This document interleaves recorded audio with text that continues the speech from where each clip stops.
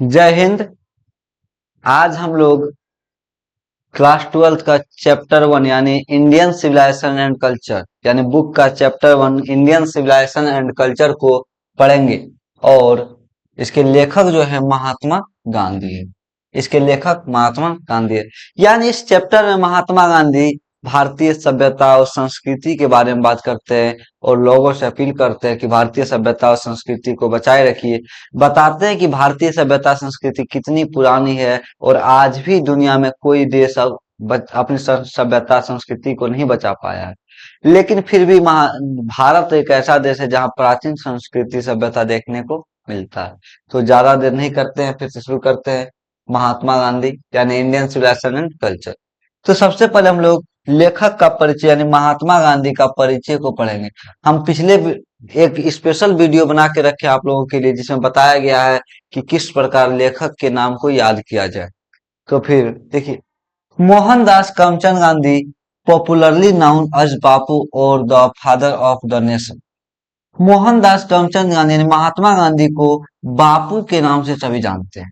कैसे जाना जाता है? बापू के नाम से जानते हैं। और भारत के राष्ट्रपिता यानी the father of the nation, Bapu और द फादर यानी भारत के राष्ट्रपिता के रूप में जाना जाता है। भारत का राष्ट्रपिता, भारत का राष्ट्रपिता या देश का राष्ट्रपिता के रूप में जाने जाते हैं और इनको बहुत ही प्रसिद्ध क्या बापू के नाम से ये जाने जाते हैं। was more a spiritual leader than a politician। Mahatma Gandhi एक नेता से बढ़कर एक धार्मिक यानी राजनेता से बढ़कर, राजनेता से पॉलिटिशियन मतलब राजनेता, राजनेता से बढ़कर धार्मिक, स्पिरिचुअल मतलब धार्मिक नेता थे। यानी इन्होंने कभी भी राजनीति में वो उतना ज्यादा सक्रियता यानी अपने लाभ के लिए नहीं किया, बल्कि देश के विकास के लिए और देश के लिए इन्होंने काम किया। यानी महात्मा गांधी एक राजनेता से बढ़कर क्या थे? एक धार्मिक नेता थे। ये लाइन बार बार पूछता, Mahatma Gandhi was more a dash leader than a politician. तो क्या हो जाएगा? Spiritual leader. तो he successfully used truth and non-violence as the chief weapons against the British rule in India and helped India gain independence। यानी ही मतलब महात्मा गांधी, ही successfully used, उन्होंने सत्य, truth मतलब सत्य, सत्य और अहिंसा, सत्य और अहिंसा, नॉन वायलेंस मतलब अहिंसा, उन्होंने सत्य और अहिंसा का अंग्रेजों यानी उन्होंने अंग्रेजों यानी भारत में ब्रिटिश रूल यानी अंग्रेज रूल, ब्रिटिश रूल के, ब्रिटिश शासन के खिलाफ सत्य और अहिंसा का प्रयोग मुख्य हथियार के रूप में किया। मुख्य हथियार के रूप में किया किसने? महात्मा गांधी ने। यानी महात्मा गांधी ने भारत को यानी भारत को and help India gain independence, यानी भारत को आजादी दिलाने में और भारत में महात्मा गांधी ने अंग्रेज यानी ब्रिटिश रूल, ब्रिटिश राज के खिलाफ, ब्रिटिश राज के खिलाफ सत्य और अहिंसा का प्रयोग किस रूप में किया?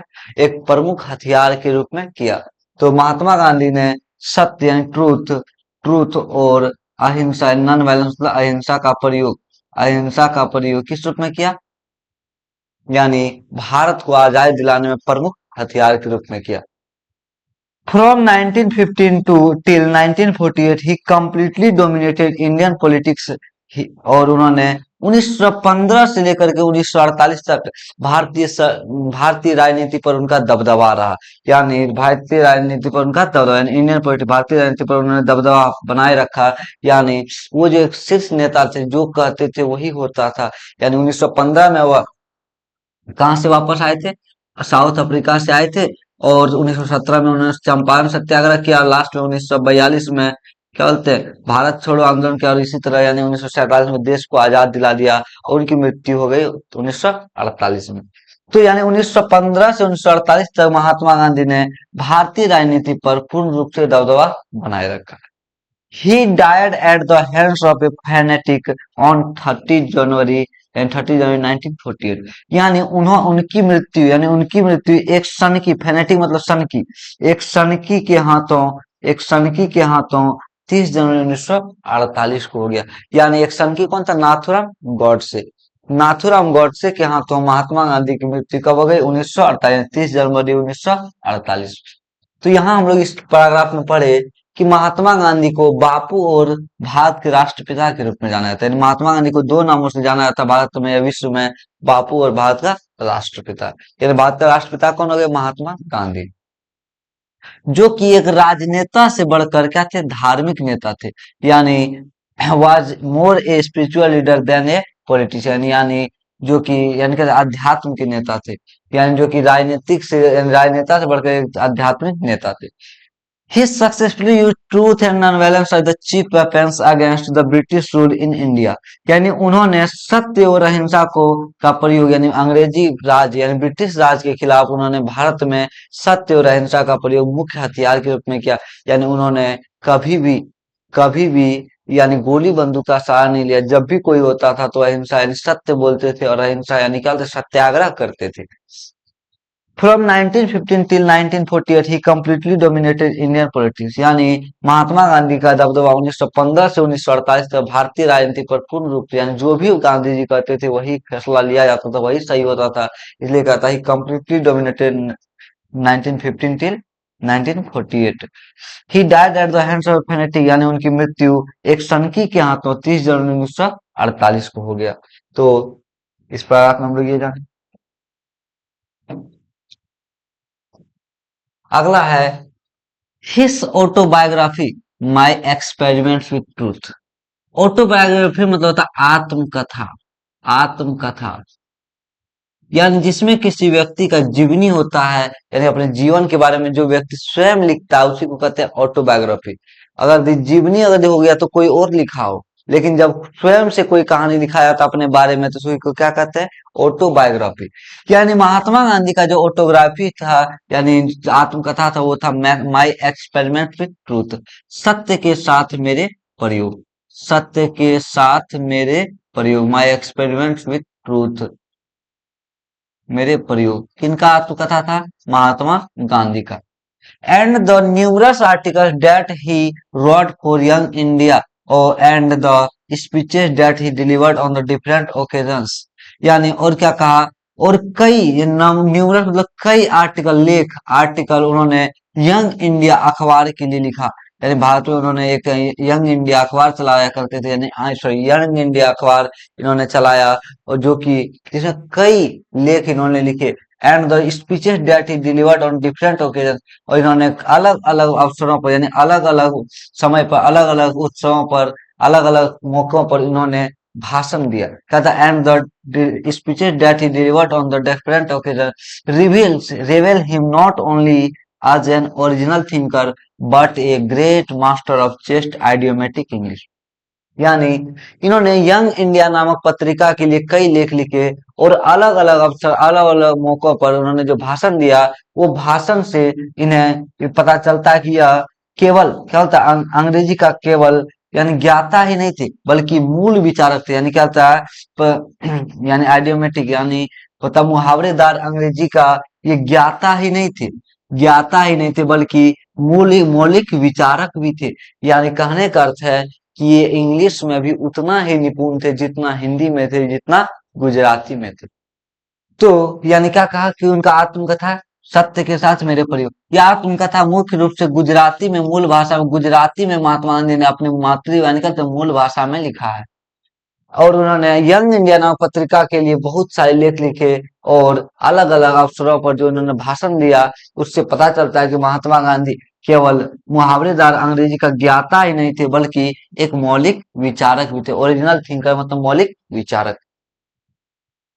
इन the following extract Indian civilisation and culture Gandhiji talks about the sound foundation of Indian civilization which has successfully withstood the passage of time। यानी इस वर्तमान कहानी फॉलोइंग स्टोरी यानी वर्तमान कहानी Indian civilisation and culture, Indian civilisation and culture, वर्तमान कहानी Indian civilization culture में Gandhi talks about the sound foundation of the Indian civilization. Gandhi ji इस कहानी में भारतीय सभ्यता के मजबूत नींव, फाउंडेशन मजबूत नींव के बारे में बात करते हैं। Gandhi talks about the sound foundation of Indian civilisation, यानी भारतीय संस्कृति के बारे में, सॉरी भारतीय सभ्यता के बारे में, भारतीय सभ्यता के मजबूत नींव के बारे में महात्मा गांधी बात करते हैं। ये चर्चा करते हैं। Which has successfully withstood the passage of time, जो कि अभी भी समय के बीतने के बावजूद, यानी लाखों वर्ष बीतने के बावजूद भी अभी भी मूल रूप से विद्यमान है, हमारे समाज में विद्यमान मतलब उपस्थित है। यानी इसी को बताते हैं महात्मा गांधी। इस कहानी में महात्मा गांधी भारतीय सभ्यता और संस्कृति, जो कि लाखों वर्षों से चले आ रहा है और कहीं भी ये सभ्यता संस्कृति देखने, पुरानी सभ्यता संस्कृति को देखने नहीं मिलता है, लेकिन भारत में जो सभ्यता संस्कृति बचा हुआ है उसी के बारे में महात्मा गांधी बात करते हैं इस कहानी में। यानी इस कहानी में किसका बात करते हैं, क्या बोलते हैं, साउंड फाउंडेशन ऑफ इंडियन, यानी भारतीय सभ्यता के बारे में बात करते हैं। The Western civilization which has the tendency to privilege materiality, क्या कहता है, पश्चिमी सभ्यता, वह पश्चिमी सभ्यता जिसकी प्रवृत्ति क्या बोलते हैं, भौतिकता को, यानी भौतिकता जिसकी प्रवृत्ति भौतिकता, मटेरियलिटी मतलब होता है भौतिकता, यानी जिसमें अध्यात्म नहीं हो, केवल संपत्ति का बाहुलता हो, केवल भोग विलास का बाहुलता, उसी कहते हैं भौतिकता। कहता है द वेस्टर्न सिविलाइजेशन विच है tendency to privilege mentality can not match the Indian civilisation that elevates the moral being, यानी क्या कहता है, पश्चिमी सभ्यता जो कि मेटलिटी, यानी मेटलिटी मतलब भौतिकता को ऊपर उठाती है, यानी भौतिकता को ऊपर उठाती है, वह भारतीय सभ्यता से मैच, यानी क्या होता है, जोड़ मेल नहीं खा सकती है, क्योंकि भारतीय सभ्यता नैतिकता, मोरल बीइंग मतलब होता है नैतिकता, मोरल बीइंग मतलब नैतिकता को ऊपर उठाता है। क्या किसको उठाता है, भारतीय सभ्यता नैतिकता, मोरल बीइंग। तो आपका ऑब्जेक्टिव में भी क्वेश्चन पूछता है इंडियन सिविलाइजेशन एलिवेट्स डैश, तो Indian civilisation elevates moral being, यानी नैतिकता को ऊपर उठाता है। यानी इस कहानी में महात्मा गांधी बताते हैं कि भारतीय सभ्यता समय के बीतने के बावजूद भी अपने उसी रूप में आज भी उपस्थित है, आज भी उपस्थित है। और इनमें कहते हैं महात्मा गांधी कि पश्चिमी सभ्यता, यानी the western civilization which has the tendency to privilege mentality, यानी कहता है पश्चिमी सभ्यता जो कि भौतिकवाद को ऊपर उठाता है, can not match the Indian civilisation that elevates the moral being, वह भारतीय सभ्यता से मेल नहीं खा सकता, क्योंकि भारतीय सभ्यता नैतिकता को ऊपर उठाते हैं, नैतिकता को ऊपर उठाते। नैतिकता का अर्थ होता है कि अच्छा व्यवहार, अपने बड़ों का सम्मान करना नैतिकता हो गया, गाली नहीं देना नैतिकता हो गया, अच्छा विचार रखना ये नैतिकता हो गया, यानी किसी को मुसीबत में मदद करना ये नैतिकता हो गया। नैतिकता मतलब अच्छा काम, यानी क्या कहता है कि भारतीय सभ्यता जो है नैतिकता को ऊपर उठाता है, और बल्कि पश्चिमी सभ्यता भौतिकता, भौतिकता मतलब जहां सिर्फ पैसे की बात हो, धन का ही बात हो, वहां अध्यात्म का कोई बात ना हो, मानवता का कोई बात ना हो, उसी को क्या कहते हैं, भौतिकता। वो भारतीय सभ्यता से मेल नहीं खा सकती है। यानी इस पैराग्राफ में, यानी दोनों पैराग्राफ में हम लोग जाने कि महात्मा गांधी, यानी इंडियन सिविलाइजेशन कल्चर का जो लेखक है महात्मा गांधी है। इनको बापू के नाम से भी जाना जाता है और इन्हें भारत का राष्ट्रपिता भी कहा जाता है, इन्हें भारत का राष्ट्रपिता भी कहा जाता है। जो कि एक राजनेता से बढ़कर, जो कि एक राजनेता से बढ़कर क्या है, आध्यात्मिक नेता है, राजनेता से बढ़कर आध्यात्मिक नेता है। यानी महात्मा गांधी ने भारतीय सभ्य, यानी कि महात्मा गांधी ने अंग्रेजी राज को, यानी भारतीय भारत को, यानी आजाद दिलाने के लिए, महात्मा गांधी ने भारत को आजाद दिलाने के लिए ब्रिटिश शासन, यानी अंग्रेजी शासन के खिलाफ सत्य, ट्रूथ और नॉन वायलेंस, ट्रूथ और नॉन वायलेंस को अपने मुख्य हथियार, चीफ वेपन्स, मुख्य हथियार के रूप में प्रयोग किया। फिर 1915 से 1948 तक भारतीय राजनीति पर किनका प्रभुत्व रहा, महात्मा गांधी का, जिसको आज की भाषा में कहते हैं दबदबा। यानी 1915 से 1948 तक भारतीय राजनीति पर, इंडियन पॉलिटिक्स पर महात्मा गांधी का क्या रहा, दबदबा रहा, यानी प्रभुत्व रहा, डोमिनेटेड रहा, डोमिनेंस रहा। He died at the hands of A fanatic on 30 जुलाई 1948, यानी उनकी मृत्यु 30 जुलाई 1948 को एक सनकी, फैनेटिक मतलब सनकी के हाथों हो गया। जो सनकी थे कौन, थे नहीं, था नाथुराम गॉडसे। तो यहाँ 3-4 पॉइंट हम लोग ऑब्जेक्टिव के हिसाब से जान गए कि महात्मा गांधी को बापू और the father of nation, Bharat के राष्ट्रपिता के नाम से भी जाना जाता है। महात्मा गांधी की एक राजनेता से बढ़कर एक आध्यात्मिक नेता थे, और इन्होंने भारत को अंग्रेजों से मुक्त कराने के लिए सत्य और अहिंसा का प्रयोग किया, सत्य और अहिंसा का प्रयोग किया। उसके बाद 1915 से 1948 तक मेरा भारतीय राजनीति पर महात्मा गांधी का दबदबा रहा, यानी प्रभुत्व रहा। और 30 जनवरी 1948 को इनकी मृत्यु हो गई। किनके द्वारा ये मारे गए? संघी क्या होते हैं? नाथूराम गोडसे। फिर अगले पैराग्राफ में हम लोग जाने कि इनका जो आत्मकथा है वो है माई एक्सपेरिमेंट्स विथ ट्रूथ, सत्य के साथ मेरे प्रयोग। देखिए जहां से क्वेश्चन फर्स्ट चैप्टर है, और बोर्ड एग्जाम का हमेशा से नीति होता है, यानी क्या होता है, पॉलिसी होता है कि फर्स्ट चैप्टर से ज्यादा क्वेश्चन उठाओ। तो हम लोग कोशिश करते हैं कि, और हर एक चैप्टर में कोशिश करते हैं जहां से भी ऑब्जेक्टिव पूछा जा रहा है उसको साथ साथ कवर करते चले। यानी his autobiography my experiments with truth and the numerous articles, यानी उनका जो आत्मकथा है वो क्या है? माई एक्सपेरिमेंट विथ ट्रूथ, यानी सत्य के साथ मेरे प्रयोग। और उन्होंने कई लेख यंग इंडिया नामक अखबार के लिए लिखा। यानी इस अखबार से, यानी इससे पता चलता है कि महात्मा गांधी केवल अंग्रेजी मुहावरावादी अंग्रेजी के ज्ञाता ही नहीं बल्कि एक प्रमुख विचारक भी थे। उसके बाद इस कहानी में, यानी क्या होता है, इंडियन सिविलाइजेशन कल्चर कहानी में गांधी जी भारतीय सभ्यता के मजबूत नींव के बारे में बात करते हैं। और वह कहते हैं कि आज भी भारतीय सभ्यता समय के बीतने के बाद भी जो जैसा सभ्यता पहले था वो आज भी बना हुआ है। फिर महात्मा गांधी कहते हैं ये पश्चिमी सभ्यता जो कि भौतिकवादिता को ऊपर उठाता, भौतिकता को ऊपर उठाता है, और यानी कहते हैं भारतीय सभ्यता या पूर्वी सभ्यता नैतिकता को ऊपर उठाता है, उसका मेल किससे नहीं है? भारतीय सभ्यता का मेल किससे नहीं है? पश्चिमी सभ्यता से। यानी हमसे पश्चिमी सभ्यता क्या है? कमतर है, यानी क्या? उसमें शक्ति नहीं है। किस में? यानी हमारा भारतीय सभ्यता ज्यादा महान है। किससे? पश्चिमी सभ्यता से। फिर अब हम लोग यहाँ से लेसन की ओर बढ़ते हैं। लेसन की ओर बढ़ते हैं। लेसन क्या है? यानी इंडियन सिविलाइजेशन एंड कल्चर, यानी हमारा लेसन है, यानी भारतीय सभ्यता और संस्कृति। भारतीय सभ्यता और संस्कृति। भारतीय सभ्यता और संस्कृति। महात्मा गांधी कहते हैं I believe that the civilisation India has evolved is not to be beaten in the world. Mahatma Gandhi कहते हैं कि मेरा मानना है कि भारत ने जो सभ्यता विकसित किया, कहता है आई बिलीव, मेरा मानना है, मैं विश्वास करता हूँ, जो that the civilisation India has evolved is not to be beaten in the world, यानी मेरा मानना है कि भारत ने जो सभ्यता विकसित किया है वो दुनिया में उसे कोई नहीं हरा सकता, दुनिया में उसे कोई नहीं हरा सकता। Nothing can equal the seed sown by our ancestors. Ancestor मतलब होता है पूर्वज, यानी हमारा दादा परदादा। पूर्व मतलब दादा परदादा। क्या कहता है? Nothing can equal the seed sound by our ancestors, यानी कैन बी इक्वल, यहाँ बी छूट गया। Nothing can be equal the seed sound by our ancestors, यानी हमारे पूर्वजों द्वारा बोए गए, यानी सभ्यता का जो बीज उन्होंने बोया, जो आज भी चला आ रहा है, उसकी बराबरी कोई और सभ्यता नहीं कर सकती है, वो कोई और सभ्यता नहीं कर सकती है। Rome went Greece shared the same fate, the might of the pharaohs was broken.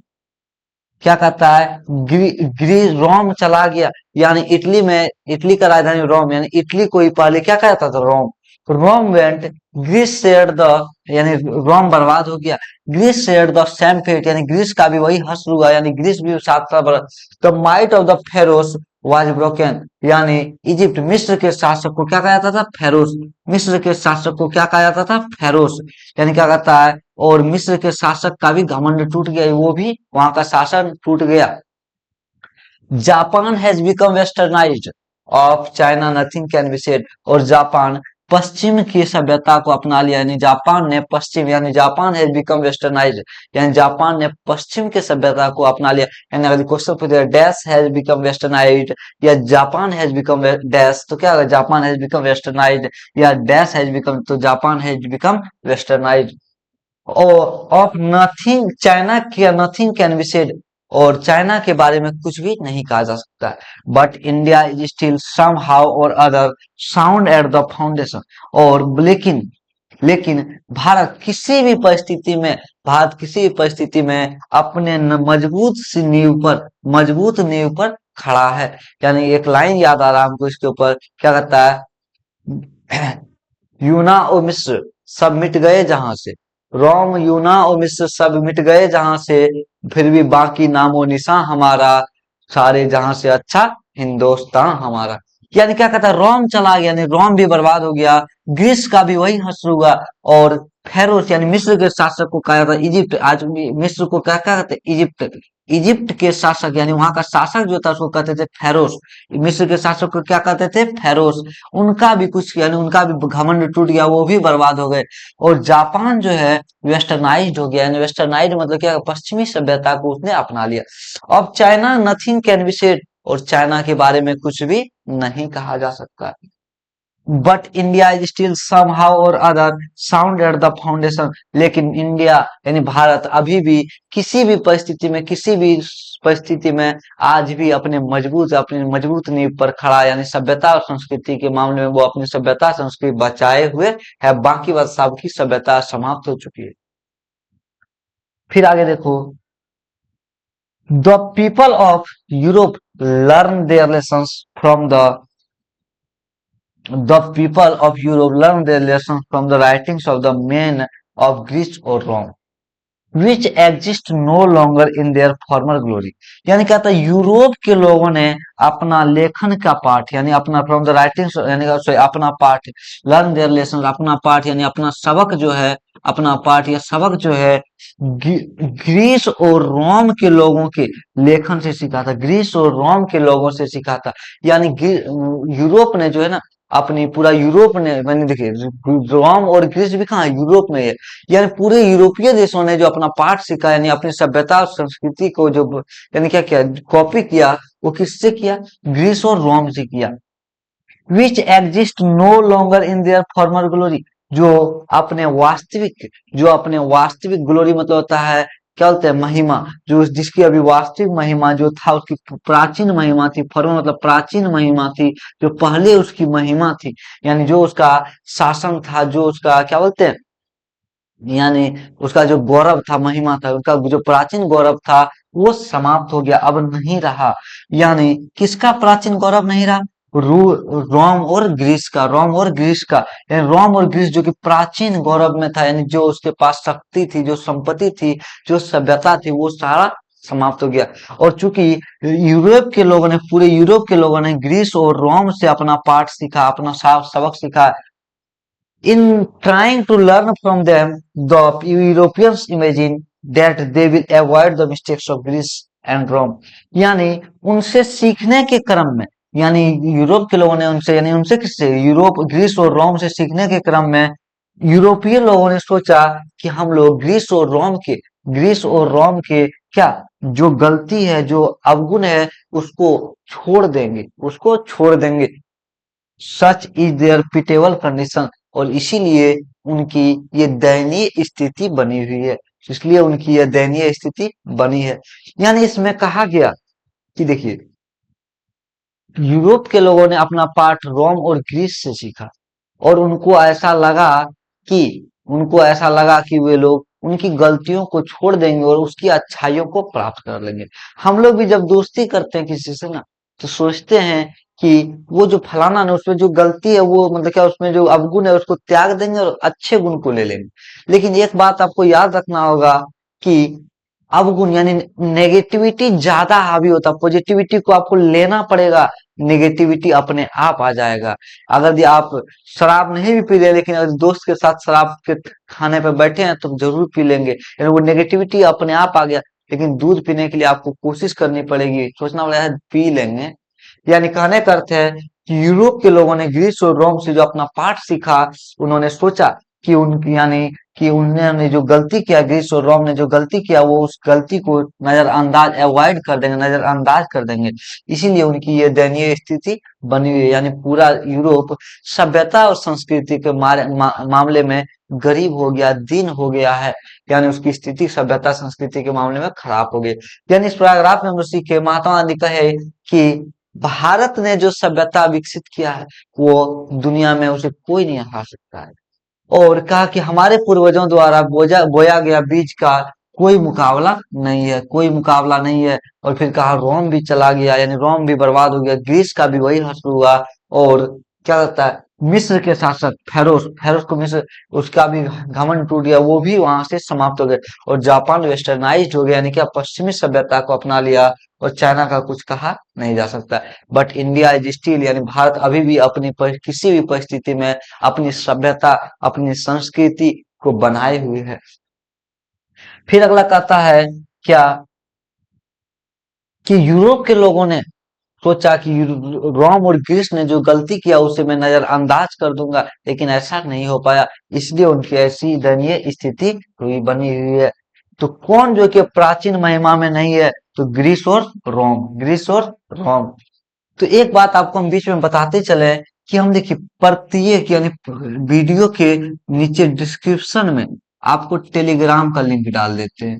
Telegram का लिंक, या फिर आप उस टेलीग्राम को एक नीतीश सर CSW हैशटैग से सर्च भी कर सकते हैं। देखिए चूंकि अब हम लोग बुक पढ़ रहे हैं और बुक में हमको क्वेश्चन आंसर चाहिए, हमको ऑब्जेक्टिव चाहिए, प्रीवियस ईयर चाहिए, तो सारा का PDF जो है इसी पे टेलीग्राम पे मिलेगा। टेलीग्राम पे ही मिलेगा क्या? बुक का मटेरियल जो भी है, यानी कोई भी मटेरियल हो मेरे इस चैनल यानी कि आ जाएगा, क्रिएटिव इंग्लिश वर्ल्ड के नाम से आ जाएगा चैनल। और नीतीश सर CSW, चूंकि सारा मटेरियल आपको हमको तो ऑनलाइन ही प्रोवाइड करना, तो एक माध्यम क्या है? टेलीग्राम नीतीश सर CSW, या फिर वीडियो के नीचे नीचे डिस्क्रिप्शन चेक कीजिएगा तो वहां से मिल जाएगा। तो फिर आगे बढ़ते हैं हम लोग।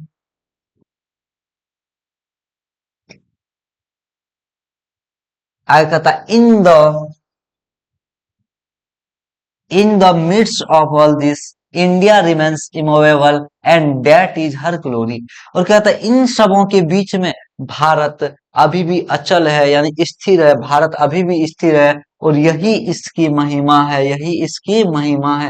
यानी क्या कहता है, जहाँ रोम भी बर्बाद हो गया, रूस भी रोम भी बर्बाद हो गया, ग्रीस भी बर्बाद हो गया, मिस्र भी बर्बाद हो गया, यानी जितना भी प्राचीन सभ्यता था, जिस तरह हड़प्पा सभ्यता की सभ्यता था, रोम की सभ्यता, मेसोपोटामिया की सभ्यता, ये सारी सभ्यताएं दुनिया में देखने को नहीं मिलती है। लेकिन आप जब हड़प्पा की खुदाई देख रहे होंगे तो वहां भी हल मिला था, और आज भी लकड़ी का हल है। उस समय भी टमटम घोड़ा गाड़ी था, आज भी टमटम घोड़ा गाड़ी है। यानी कहने करते हैं, महात्मा गांधी कहते हैं कि सारा जितना प्राचीन सभ्यता है ना, वो सारी सभ्यताएं नष्ट हो गई। लेकिन इन सब के बीच में भारत की महिमा अचल है, यानी स्थिर है। अचल या स्थिर है, यानी भारत का गौरव, यानी क्या था? In the mist of this India remains removable and that is her glory. यानी इन सब के बीच में भारत अभी भी अचल और स्थिर है, और यही भारत की गौरव, भारत का गौरव है या महिमा है। भारत का गौरव है या महिमा है। अब आगे महात्मा गांधी क्या कहते हैं? It is a charge against India that her people are so uncivilized, ignorant and stolid that it is not possible to induce them to adopt any changes। फिर ये कहता है, महात्मा गांधी कहते हैं, it is a charge against India that her people are so uncivilised. यानी भारत पर यह आरोप लगता है कि भारत के लोग असभ्य, अज्ञानी और और मूर्ख, यानी क्या होता है? अज्ञानी, इग्नोरेंट मतलब अज्ञानी, एंड स्टूडेंट मतलब मूर्ख होते हैं, अज्ञानी और मूर्ख होते हैं। That it is not possible to induce them to adopt any changes, क्योंकि उसे किसी भी प्रकार के बदलाव को स्वीकार करने के लिए, यानी बदलाव को स्वीकार करने के लिए, यानी बदलने के लिए तैयार नहीं किया जा सकता है। यानी कि हमारे भारत पर एक आरोप लगता है कि भारत के लोग क्या है? असभ्य है, अज्ञानी है और मूर्ख है, अज्ञानी है और मूर्ख है। क्यों? क्योंकि उसे किसी भी प्रकार के बदलाव को अपनाने के लिए तैयार नहीं किया जा सकता है। यानी यह आरोप किसके ऊपर लगता है? भारतीय लोगों पर। कैसा आरोप लगता है कि भारत के लोग कैसे हैं? अनसिविलाइज्ड, अनसिविलाइज्ड यानी असभ्य, असभ्य, असभ्य, अज्ञानी, इग्नोरेंट मतलब अज्ञानी, और स्टूडेंट मतलब मूर्ख। यानी ये तीन आरोप भारत पर लगता है। क्यों लगता है? क्यों कहता है कि वो किसी प्रकार के बदलाव को अपनाने के लिए तैयार नहीं होते। यानी ये महात्मा गांधी कह रहे हैं। It is a charge really against our merit. Mahatma Gandhi कहते हैं यह जो आरोप है ना, चार्ज है यानी आरोप है, वो वाकई में हमारी योग्यता पर लगाया जाता है। मेरिट मतलब क्या था? योग्यता, हमारी योग्यता। यानी ये जो चलते हैं चार्ज, यानी ये जो आरोप लगता है, ये हमारे ऊपर नहीं, हमारी योग्यता पर लगता है। What we have tested and found true on the anvil of experience, we dare not change. क्या कहता है, जिसे हमने what we have tested and found true on the anvil of experience, यानी कहता है जिसे हमने जांचा है और जिसे अनुभवों, एक्सपीरियंस मतलब अनुभव, एनविल मतलब कसौटी, यानी जिसे हमने अनुभवों की कसौटी पर सही पाया है। क्या होता है, व्हाट वी हैव टेस्टेड, जिसको हमने जांचा, and found true on the anvil of experience, यानी जिससे हमें हमने अनुभवों की कसौटी पर खरा, खरा मतलब सत्य पाया है, सत्य पाया है।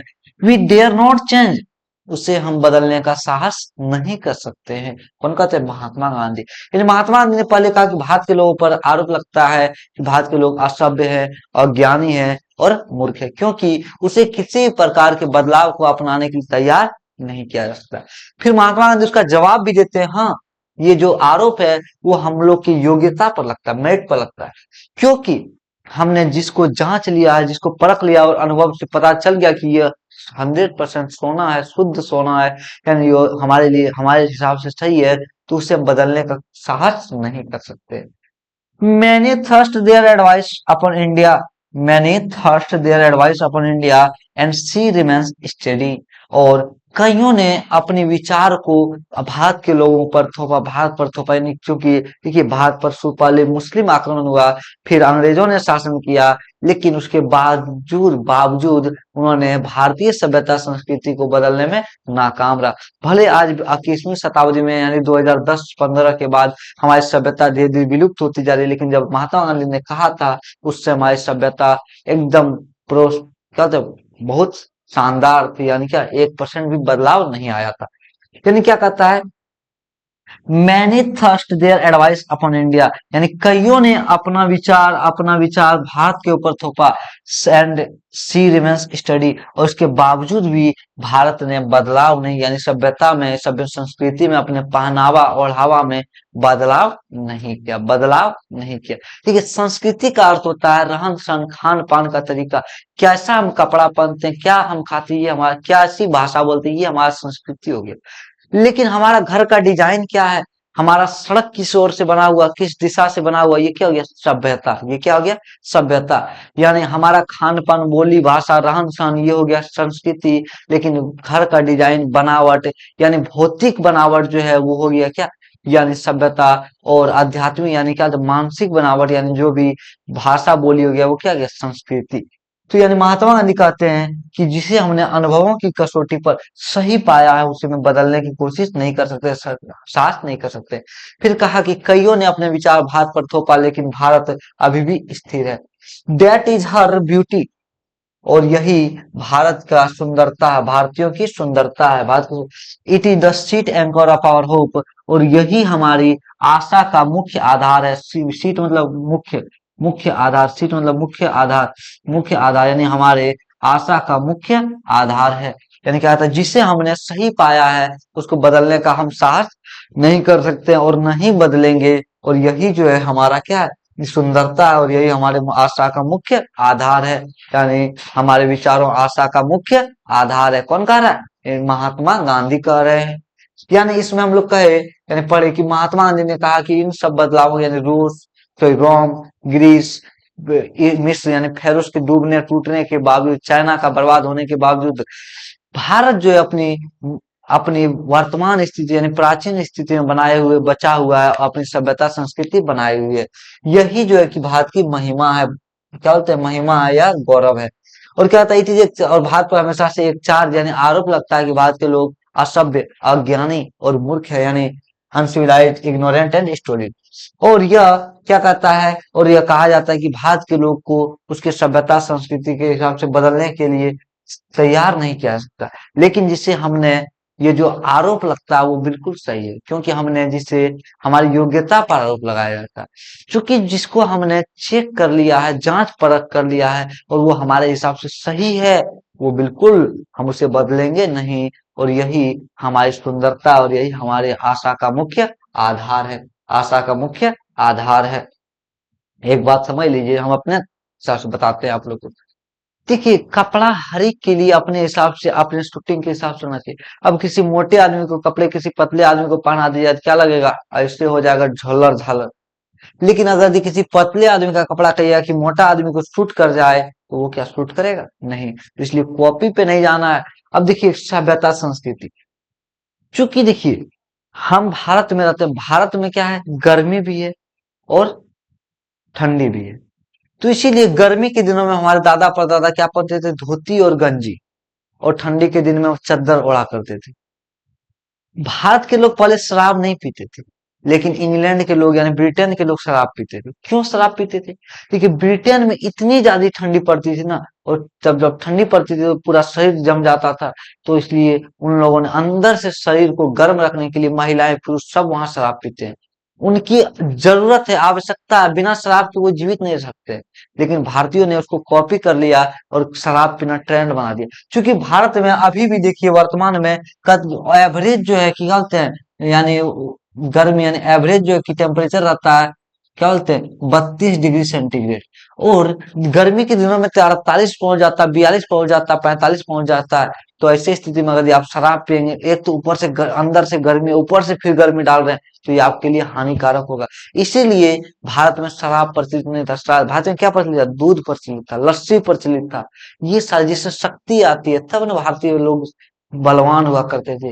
लेकिन भारत के लोगों ने वर्तमान में जो युवा है वो कॉपी करने के चक्कर में, ट्रेंड को फॉलो करने के चक्कर में बर्बाद हो गए। कहता कि आदमी शौक, मजा आता पीने में, यानी कभी कभी जो है गर्मी यानी क्या कहते हैं, कभी फंक्शन उसने पी लिया करते हैं शौक से, यानी क्या कहता है, एक गलत कदम उठा था राहे शौक में, एक गलत कदम उठाता राहे शौक में, मंजिल तमाम उम्र ढूंढती रही मुझे।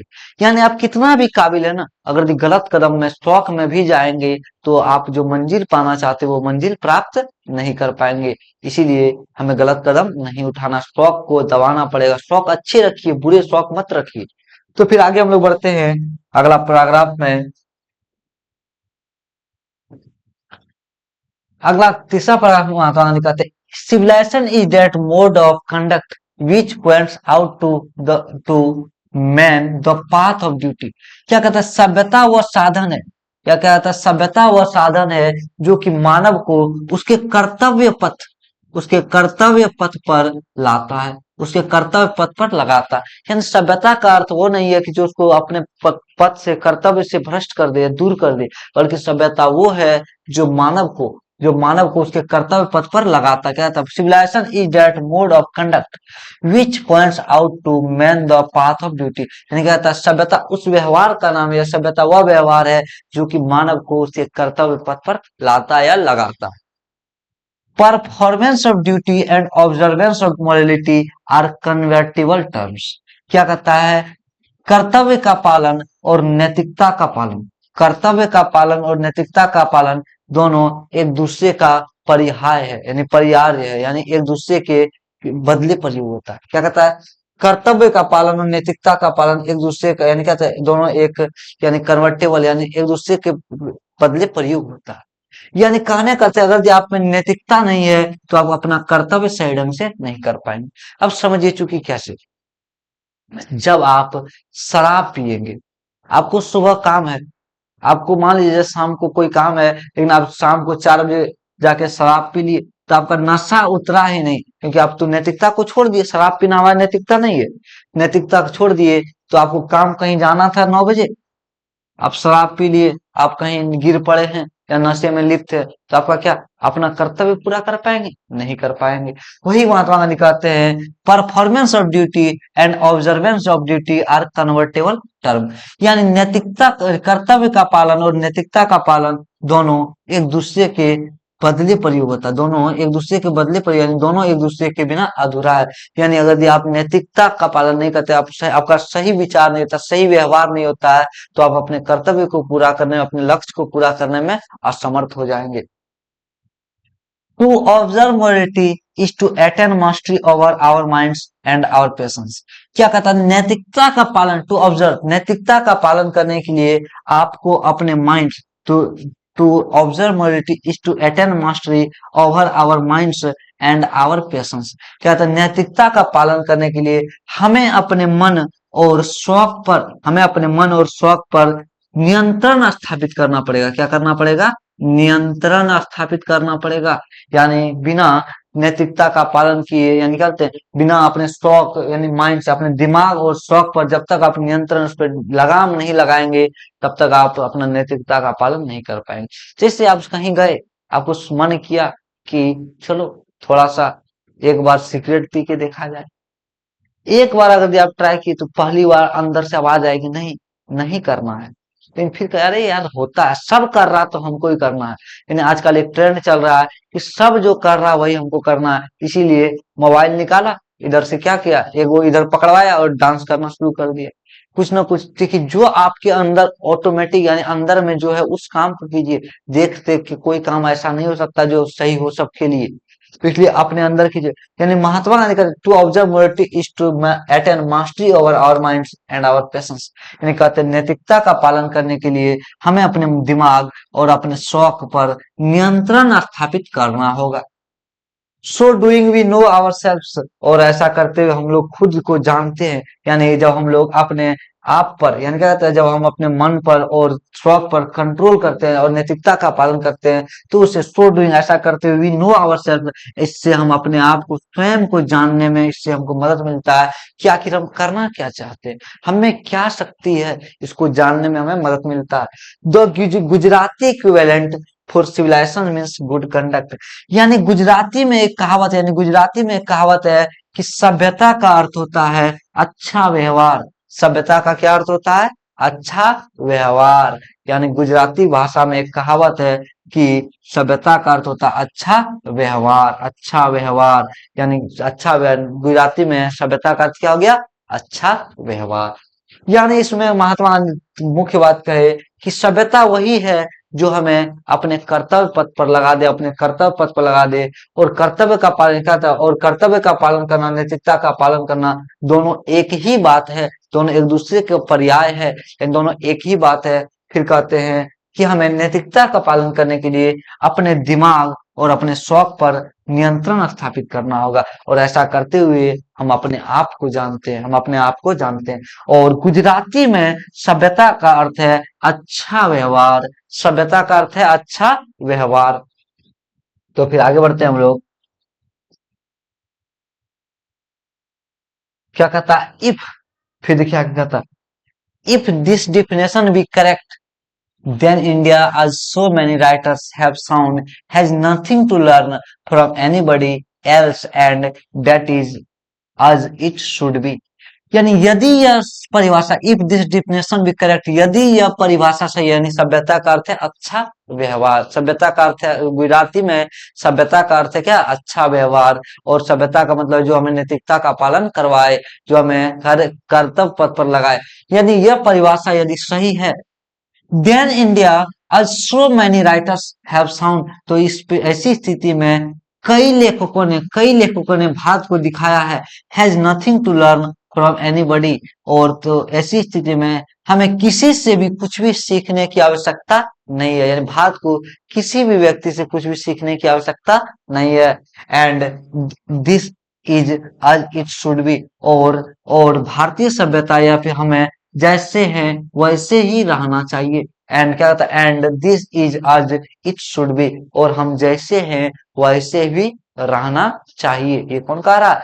महात्मा गांधी कह रहे हैं कि यदि भारतीय यानी सभ्यता का अर्थ है हम जो कर्तव्य पथ पर लगाए, सभ्यता का अर्थ है अच्छा व्यवहार, तो हमें कई यानी यह परिभाषा सही है, तो कई लेखकों ने हमें बताया है, हमें दिखाया है कि हमें किसी से कुछ भी सीखने की आवश्यकता नहीं है, और जैसा हम लोग हैं वैसा ही रहना चाहिए। समझ जाइए, कॉपी करने से कभी भी आप आगे नहीं बढ़ सकते, क्योंकि कॉपी से आप उसकी चीज को 100% नहीं जान सकते। कॉपी करने से आप बस रट सकते हैं, लेकिन उसके थ्योरी को नहीं समझ सकते हैं, उसके सिद्धांत को नहीं समझ सकते हैं। और यही हम भारतीयों से चूक होता जा रहा है कि हम लोग कॉपी ट्रेंड में पड़े हुए हैं, कॉपी के ट्रेंड में पड़े हुए हैं कि कॉपी नकल करने, इसलिए इनोवेटिव में बढ़िए, कॉपी में नहीं। तो फिर आज हम लोग 4 पैराग्राफ पढ़ चुके, और फिर अगले क्लास में इस कहानी को जहां तक होगा संभव वहां तक खींचेंगे। तो फिर मिलते हैं हम लोग नेक्स्ट क्लास में, और आशा करते हैं आप लोग को इस कहानी को पढ़ने में मजा भी आया होगा, ऑब्जेक्टिव भी क्लियर होगा। और आप लोग से फिर से एक बार कहना चाहते हैं कि Telegram Telegram Nitish sir CSW को सर्च करें, क्योंकि वहां पे आपको अभी हम डाल दे रहे हैं, और ऐसे डिस्क्रिप्शन में भी आपको लिंक मिल जाएगा। यदि आप डिस्क्रिप्शन में टेलीग्राम पे क्लिक करें डायरेक्ट आपको टेलीग्राम पे, या फिर टेलीग्राम में जाके आप सर्च भी कर सकते हैं, क्योंकि ये आपके लिए आवश्यक नहीं, आवश्यक है, मेरे लिए कोई, लेकिन आपके लिए बहुत आवश्यक है, क्योंकि मैंने जो मटेरियल बनाया है खुद से। हम किसी नोट्स, किसी आज तक हम किसी स्टूडेंट्स को किसी का ना नोट्स पढ़ने कहते ना कोई बुक पढ़ने कहते, बस कहते तुम मेरे से पढ़ो बुक एक, बस अगर ऑफलाइन में है तो आप एक क्या कर सकते हैं, बुक खरीद सकते हैं, वो यानी रेनवो पार्ट 2, या फिर आप, और जो मैंने मटेरियल मैं प्रोवाइड करूंगा, मैं मटेरियल जो दूंगा उसको आप प्रिंट कराएं और अच्छे तरीके से पढ़ते चले। और हम डेली जैसे चैप्टर समाप्त होगा तो हम डेली 5 ऑब्जेक्टिव डेली कराएंगे, आपको 5 ऑब्जेक्टिव डेली कराएंगे। तो फिर मिलते हैं हम लोग नेक्स्ट क्लास में। आप लोगों का बहुत बहुत धन्यवाद।